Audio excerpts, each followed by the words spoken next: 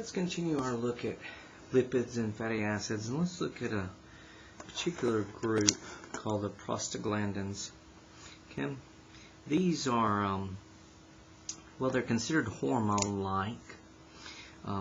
They're unique. They all have a similar 5-carbon ring.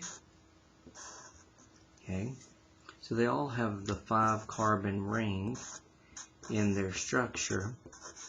They differ. There's various ones like PGF2 or PGE1 or PGF1. It's just like code, I guess you could say, for various ones of these. But they all have a 5-carbon ring, and how their function and structure differs is based on what is coming off of this 5-carbon ring. So what substituents are attached.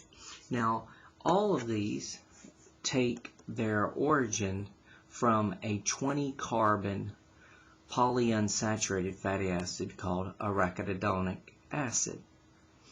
And so that's where they all originate from. Okay, and it's again a 20-carbon polyunsaturated fatty acid. Okay, polyunsaturated fatty acid is where they all derive from. And then they all contain this 5-carbon ring. Once the derivation happens, they all have this 5-carbon ring, and then there's various substituents marked onto it. Okay, one of the so to say primary functions of these, they're everywhere in the body. Okay, they're everywhere. They're in all tissues and cells. They're all over the place. But when you get tissue damage, you get an injury. Maybe you get a cut, a scrape, something of that nature. These lead to the pain, fever, inflammation response that your body does to start the healing process. Additionally, we find these in the inducement or the induction of labor pains, uterine muscular contractions during childbirth, so forth. We find these. They also, part of this pain, fever, inflammation response, they'll cause or help in blood clots. They'll cause the blood vessels to constrict, to squeeze up, to reduce blood loss.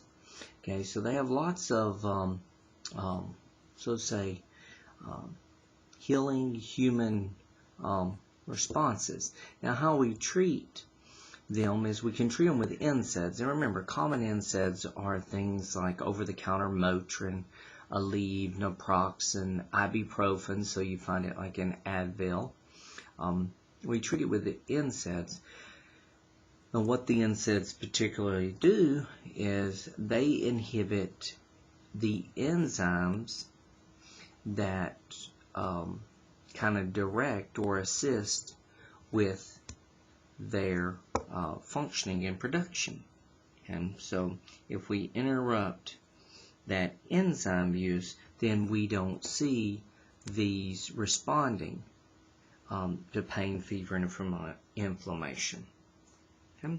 But they're fairly unique compounds. Now remember, if you overuse NSAIDs, okay, so these are good for short-term treatment, but overuse of this has shown negative effects on liver, kidney, and gastrointestinal GI tract damage.